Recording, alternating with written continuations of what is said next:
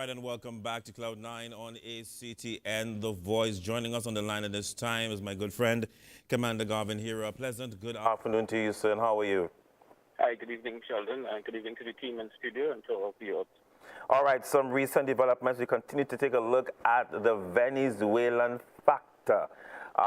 So again, I'm just going to go back a bit to the great announcement, well, great by some, not so great by others, of the 2-week window that has been given for both illegal and legal Venezuelan nationals to register, to basically have access to certain services for 1 year.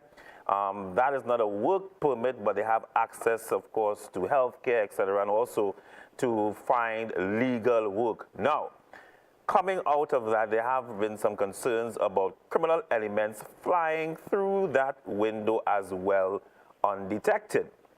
And now we have little pop-up reports coming up. First, the ID scandal. Then we had a report of certain Venezuelans beaten up or trying to fight with police officers. Then we hear of a yacht being attacked by 8 pirates, Venezuelan pirates.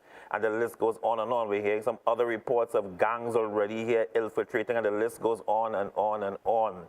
So this is the fear factor that many hope would have not been a factor. Should we be surprised? That's my question. Well, to be quite truthful, I don't think surprise is a word. Should we be concerned? Well, and, yeah. I have been saying it in more than one different forums. We would have had various discussions previously that we have to pay a lot of attention to the situation evolving out of Venezuela. Some people took the liberty to say we don't have a crisis. Some people went further to say that it's a situation that can be handled and is under control. But as we look on, we are seeing developments, and I don't want to say that was predicted, but definitely developments that we spoke about coming to the fore. And I will go back to a point that I made a couple interviews back, and also at a joint panel discussion. We have to treat with that situation identifying our position as a conflict zone. Had we done that early enough, we would have recognized what are some of the key impacts within the geographics of a conflict zone. One of them would have been security, another one would have been the social impact, the health issues, and most importantly, how we treat with the issues in our homeland, in country. What are some of the firewalls? What are some of the measurements and the systems and the mechanisms we put in place so as to keep this thing under control? We did not do that. And now what we are seeing, basically, as the old folks would have saying, the horse has bolted. We are seeing conflict situations with yet to be verified to the extent that we are seeing it. Women and the police officers in Freeport, we're hearing about shootings involving Venezuelans, but for the longest while, and we know that, there has always been a criminal element out of the mainland, out of down the main, as we would say, across our borders in Venezuela, infiltrating Trinidad and Tobago since we knew it. And what we're seeing now is a different level. And therefore, we need to be concerned. The Commissioner of Police has expressed his concern, and I know they're working assiduously with regard to various aspects of investigations and operations, and that is a sensitive issue. So I prefer to distance myself from whatever is taking place with the police service and some of the strategies and tactics that they're employing. But as from the citizenry point of view, Sheldon, we need to be very cautious now of what is taking place and to the extent that we're seeing the crime and criminality showing itself from the Latin American hemisphere. Now, when a horse is out of the blocks, it's very hard to get it back in. We already have our challenges dealing with the quote-unquote local criminal elements. Now we have this fear of outside interference. Let me just back up a bit. The outside interference has always been there, but now again it will be even more of a concern because again of this window that is approaching. What do we need to do? We didn't deal with it, as you said, with the whole conflict zone. Can we go back to that now? I mean, what's the next step now, being that the horse is already out of the blocks? I think we are moving in with a step in the right direction. We are hearing utterances from the decision makers in country, from our administration, of introducing the registration, introducing checks and balances, looking at some of the issues that they do. They're what is called in-country enforcement regarding immigration practices. Most importantly, joint with the police service and our intelligence service. We're hearing that. What is important is that it cannot be a use of buzzwords. It cannot be a discussion only. We've heard enough of that. We need to see more implementation. We need to see things rolling out, operations taking place, and bringing to the floor results. The detention center, for instance, how we treat with issues with the detention center, how we treat with issues with people who have been denied entry, what are some of the mechanisms and the protocols and processes that we would put in place to treat with that? Have we sought now to increase our capacity regarding non-intrusive invasion in some of the immigration checks that we are doing, utilizing the technology, maximizing the biometric tracking, especially with our counterparts in Venezuela and here in Trinidad, and exchanging information, because yes, we have to be very concerned. Yes, the horse might be bolted, but it may not be that far that we can't pull it back or put some sense of control on it. One of the issues is, are we seeing a presence of crime and criminality and criminals from Venezuela surfacing here in Trinidad and Tobago? And I believe the intelligence agencies need to keep their fingers on the pulse and to identify if this is happening. Because if this is happening, it would have been what we would have said predictably, as I mentioned earlier, and we will have to now adjust our trade craft to treat with this new threat and risk that is going to show itself. Now, my mind takes me back to a nursery rhyme, and just bear with me for a minute. I think it's The Princess and the Pea. Whereby, these lying on all these mattresses and this small pea, as they say, made it very uncomfortable. Hey, remember that nursery rhyme? Yes. Right. And we have to understand how sensitive this crime situation is. And there are many different layers to it. And sometimes things that we may think is a small issue, when we look at it, it is a big problem. And so we should be very uncomfortable. Now let's go to the whole ID card situation. Should we also be very concerned? Is this another level of crime, given all the allegations being made, that we should be concerned about? Definitely, because we are hearing that some people are passing blame onto state agencies being involved. Yes. Some people were taking the liberty to identify corruption and that type of stuff. And people and the public has been very open. This case, the EBC, Exactly. Politicians, voter padding. You know that we will sensationalize anything, and we You will have get that. discussion. Yeah. Mm-hmm. Yeah, you'll get that. But I'm saying let's wait. Let the smoke settle a little bit. Let's look at what exactly we are discovering here. What we are discovering is an almost legitimate type instrument of identification that was facilitated by some office. It could have been in the back room, in the shadows, but it is showing that there's a technology outside there that is being maximized by the criminal underworld to produce identifications, be it a passport, be it an identification card, be it an FUL, a firearm user's license, be it a driver's permit. We don't know. Right. We don't know what is the ability of these techies that are being used by organized crime. And therefore, this is what raises our attention.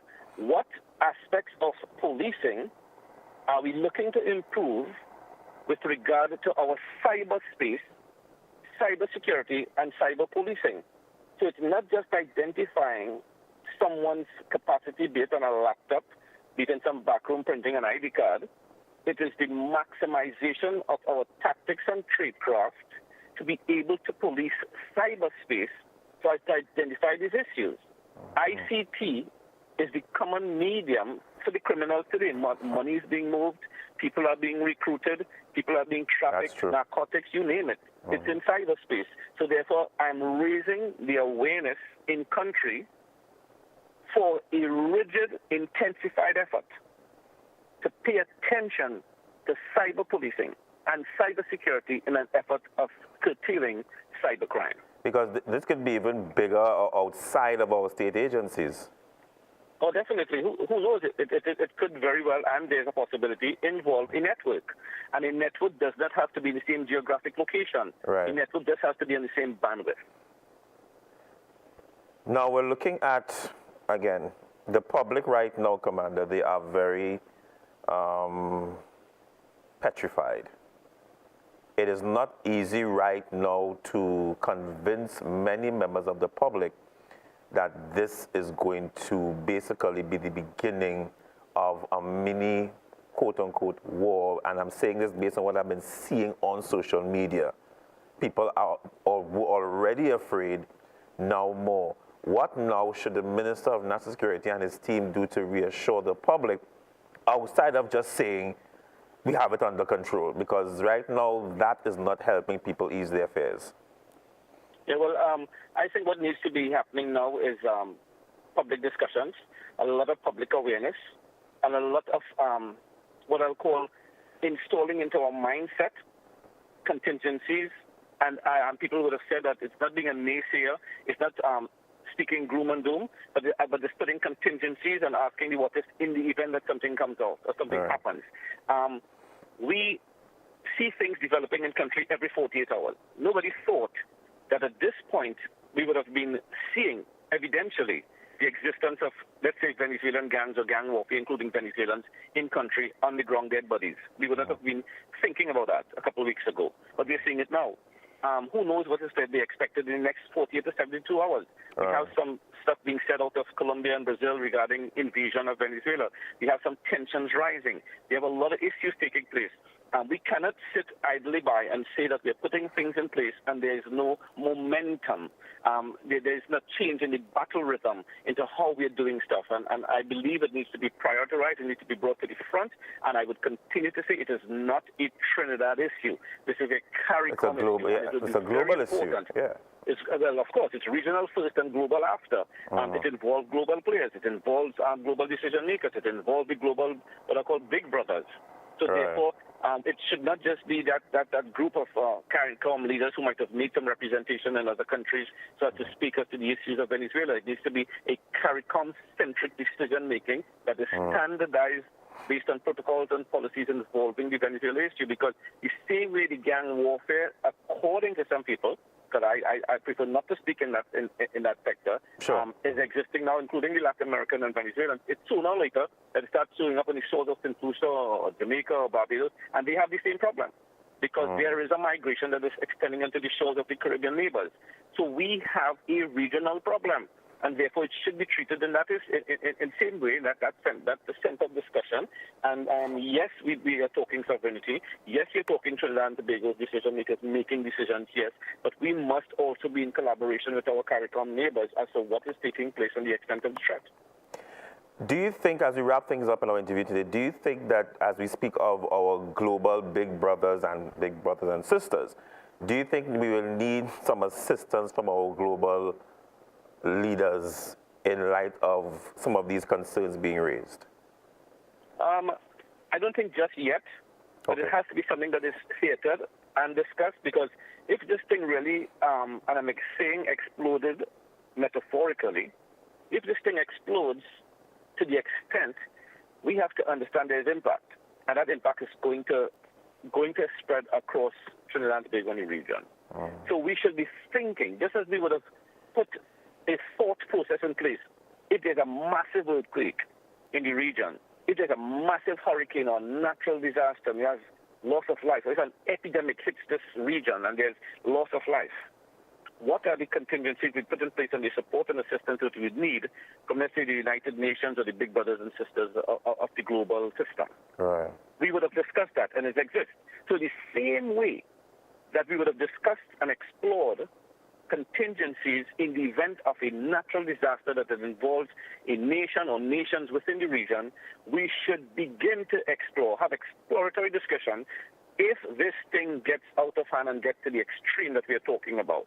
what are some of the contingencies that we will need, because it has never really been tested in the region in the light of, let's say, the involvement of a country in an invasion. Yes, we had the Grenada thing very early in history and all that, but it is not to the extent and the players that we're seeing involving Venezuela and the kind of attention that it is demanding now on the global system. But I'm seeing one thing in closure, and this is regarding the presence of the cross-fertilization of the Latin American crime and criminality that has shown its head here in Trinidad. We do not want that to enter into the walls of our prison system. The minute that happens, we already have a situation that seemingly is out of control in our prison system. When that Latin American ideology of the prison system enters into our walls of our prison service and our prison system, we will have a beast that we will be unable to control. And history has shown in the research of what is taking place today in the Latin American prisons. We really don't want that within our region. Because what I'm gathering from what you're saying there, we're not talking about, the physical brute force violence in the prison. What I'm gathering from what you're saying here is the level of intelligence that they're going to bring within our prison system, and we may not be able to handle it as well. Exactly. It's the intelligence, it's the ideology, it's the belief system. But the same way that we may be anxiously involved in operations to apprehend and to arrest and to put these people behind prison walls, we are putting a new ideology, and I'm asking, is our system robust enough to work against such infiltrations? Those are some of the things that needs to be what I'll call inoculating the mindset of our decision makers and our administration at this point, because we have a situation in our hands and we cannot be passively rolling our thumbs and thinking it's going to be over in the morning. It is upon us, and we have to have contingencies in place to treat it accordingly. Commander Heera, always indeed a pleasure. Thank you for your knowledge in these areas of crime and national security. We will talk again in the very near future, I'm sure. Thank you again. Thank you. It was a pleasure indeed. No problem. Thank you, Commander Garvin Heera, of course, joining us on the line to discuss this latest development in Trinidad and Tobago, the concerns of criminal elements infiltrating. Of course, in various ways, we have, of course, little trickles so far, the ID card issue. But as I said, Princess and the P seem like small, but it's a big problem. Many conspiracy theories with that, but the point is that's just the beginning of a major problem. We have police and Venezuelans squaring off, yachts being shut up at. We know they've been here for a while, but there's more talk of more coming in, gangs coming in. What's the next step? Well, this is where the government needs to crack down very hard and swift on the situation. And this 2 weeks that's coming up, they need to probably not have that window too wide in the context of analyzing and going through and, of course, ensuring that no one that is of a criminal background would to enter or slip through that particular window. Slam it shut if they find that happening, right? We keep the situation in prayer and we continue to monitor it over the next few weeks and months ahead. Let's take a break. When we come back, we have more for you. Stay tuned.